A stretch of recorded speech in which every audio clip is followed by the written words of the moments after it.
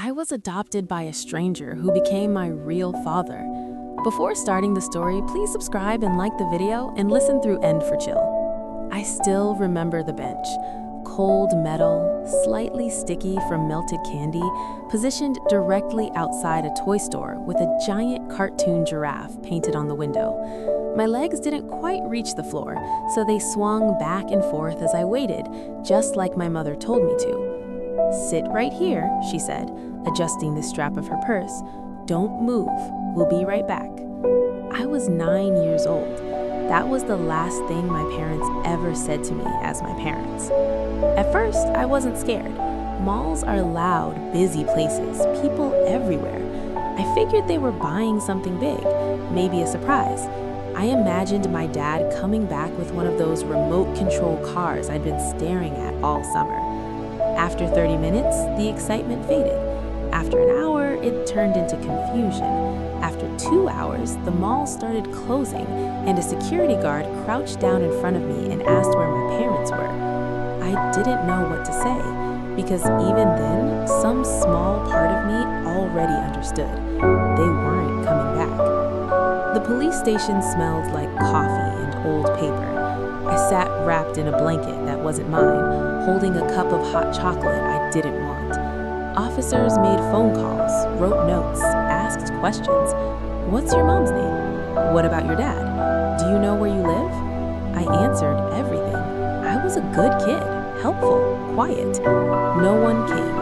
At midnight, a social worker took me to a temporary foster home. She told me it would only be for a few days. My parents were probably confused or lost, but they weren't lost.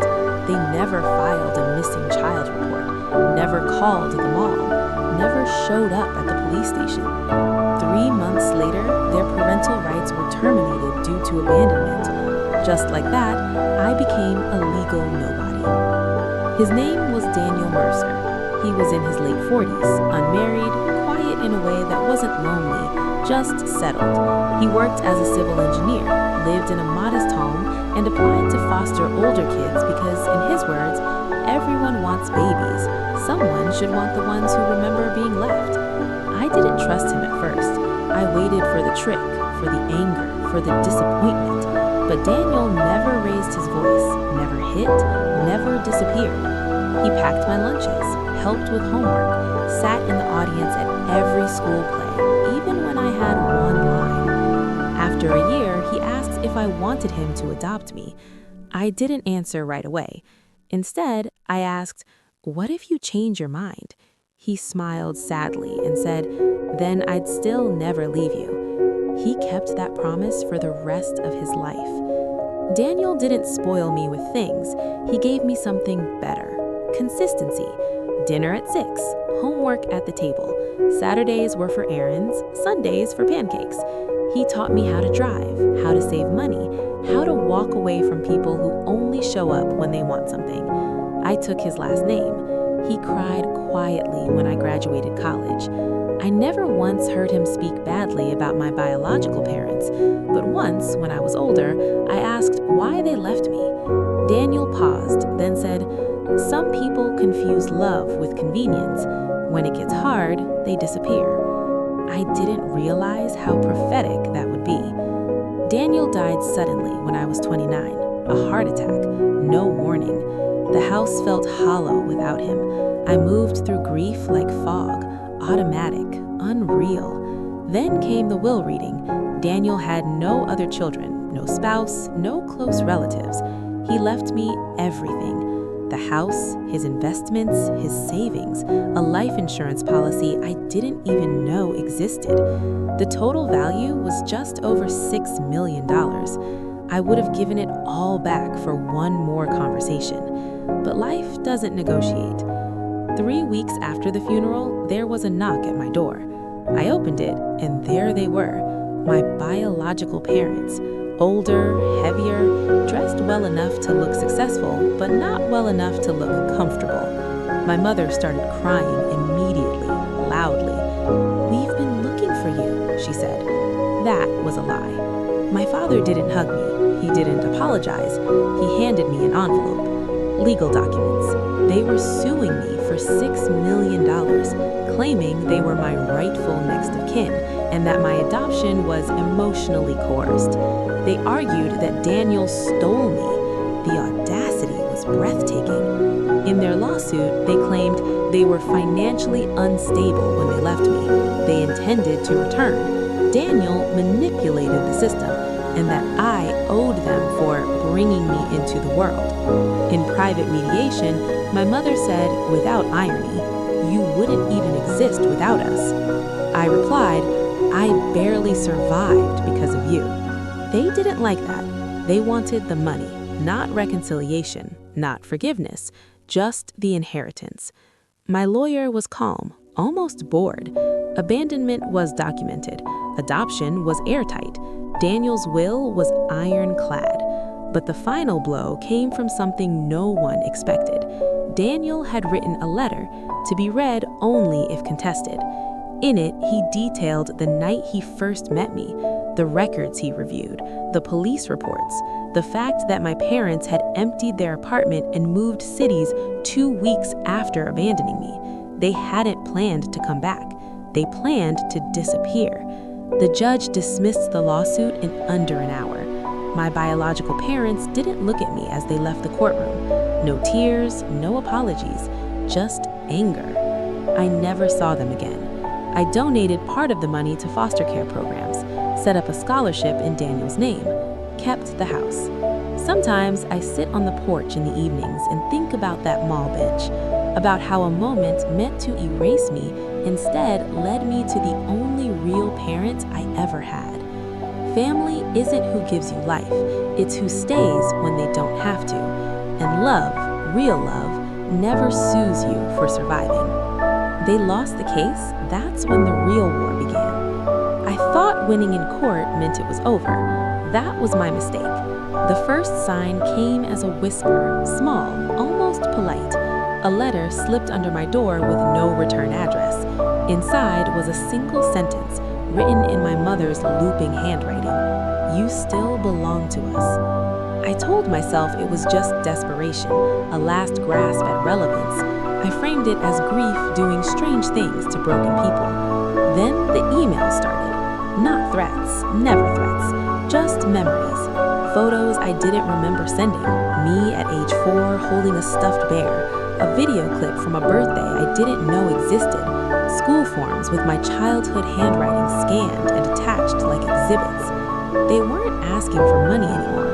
They were trying to rewrite history. The messages came late at night. "We didn't abandon you. You wandered off. We searched for hours. Daniel lied to you." They sent screenshots of forged timelines, edited police records, fake affidavits from friends who claimed they saw my parents searching the mall that night. My sleep fractured. I started second-guessing memories I'd carried like scars. What if I had misunderstood? That's how psychological warfare works. It doesn't attack your strength, it attacks your certainty. One evening, I came home to find my front door unlocked. Nothing was missing, but on the kitchen table sat a neatly folded mall map, the same mall where I was left. A red circle marked the bench. I installed cameras, changed locks, alerted my lawyer. He told me something that still echoes in my head. People who lose money walk away. People who lose identity escalate.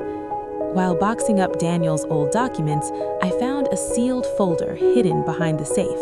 Inside were psychological evaluations, court-ordered from years ago. My biological parents hadn't just abandoned me, they'd been flagged for narcissistic personality traits, compulsive deception, and fixation behavior during the original investigation. But charges were dropped due to lack of resources and my disappearance into the foster care system. Daniel knew. He didn't tell me because, in his words, fear should never raise a child. But fear had found me anyway. Months later, my mother requested a meeting. "Just closure," she wrote. "No lawyers, no money, just truth." Against my better judgment, I agreed, but not alone. I brought my lawyer, a therapist, and a private investigator. She arrived smiling, calm, maternal, and then she slipped. She referenced a detail from Daniel's letter, one that was never made public. a sentence only the person who planned the abandonment would know. The room went silent. My investigator leaned forward and asked softly, "How did you know that?" Her smile collapsed. That slip cracked everything open. Further investigation revealed they'd been stalking me for years, tracking addresses, jobs, even Daniel's health decline, waiting, not for reconciliation, for inheritance. The DA reopened the original case. This time, it wasn't civil, it was criminal. Fraud, harassment, stalking, evidence tampering. They were arrested quietly. No cameras, no drama, just cold handcuffs and a paper trail finally too thick to ignore. I visited once, not out of obligation, but to end it on my terms. My mother pressed her hand to the glass. I glassed and whispered, "I gave you life." I looked at her and felt nothing. Then I said the truest thing I've ever known. "You gave me trauma. Someone else gave me a future." I walked out before she could answer. I kept the money, but I stopped calling it inheritance. I call it survival compensation. I still have nights where malls make my chest tighten, where benches look like traps, where love feels conditional if I'm not careful. But I also have Daniel's voice in my head, steady, unafraid. Some parents abandon you in public places. Others try to reclaim you in courtrooms. Both disappear when the truth finally demands a name. And this time, I didn't wait on the bench. The truth wasn't that they left me. It's that I was never supposed to be found. I thought the worst realization was that my parents never loved me. I was wrong. The truth came from a place so small, so bureaucratic, it almost slipped past unnoticed. A clerk mistake. When the criminal case reopened, the court ordered a full audit of every document tied to my abandonment. Original police logs, social worker notes, sealed juvenile files. My lawyer called one afternoon and said there was a discrepancy in the mall report. Just one line, a timestamp. According to the original security footage record, the bench where I was left wasn't where I'd been found. I was discovered 37 minutes later, on the opposite side of the mall, near a service corridor. A place with no stores, no foot traffic, no cameras. A place you wouldn't wander into by accident. I'd always remembered sitting on that bench for hours. The toy store, the giraffe, the sticky metal seat. But trauma memories don't record time accurately. They record emotion. So I asked to see the footage. There was video of my parents entering the mall with me.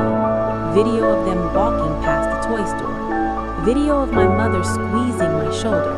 Not gently, but firmly. Then the footage cut. No cameras beyond that point. The next recorded moment was a janitor finding me crying near the service hallway. Not waiting, not sitting, crying, as if I'd just been put there. I went back to Daniel's letter, read it again, this time slower. He wrote about the night he first met me, but not the way I remember. He never said he met me at the foster home. He said, when I read where they left you, I understood what they intended. Not abandoned, intended. I went back to the sealed folder, the one Daniel hid behind the safe. There was a report I'd never noticed before, not from child services, from mall security, filed internally, never escalated. It stated that my parents had been seen asking an employee where the loading corridors were. They didn't want a public scene. They wanted me gone, quietly. That's when the realization hit me, not like panic, but like clarity so sharp it felt surgical. They didn't leave me hoping someone would find me. They didn't abandon me because they were overwhelmed. They placed me where children disappear, where accidents happen, where stories end without paperwork. Someone, luck, fate, a tired janitor running late, interrupted their plan. I wasn't abandoned. I was discarded. Suddenly, their behavior years later made sense. The entitlement, the rage, the obsession with the will. They weren't just trying to reclaim money, they were trying to reclaim control over the ending. Because as long as I lived well, loved, adopted, successful, their original intent remained unfinished. Daniel didn't just save me, he ruined their story. I asked the DA if this changed the charges. She said quietly, "Intent without completion is hard to prove after this much time." The law needed certainty. I didn't. I stopped wondering why they never searched for me, why they moved cities so quickly, why they felt no shame. They weren't haunted by losing a child. They were haunted by one who survived. Sometimes I still dream of the bench, but now it's empty because I know the truth. That bench wasn't where my life almost ended. It was where my mind placed the memory, somewhere safer than the truth. I wasn't left behind. I escaped.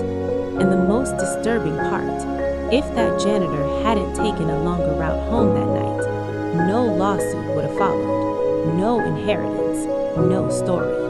Just a missing child file in a locked cabinet, and parents who never would have come back at all. If that story gave you chills, drop a like, subscribe, and comment so I know you made it to the end. I've got another one. See you then.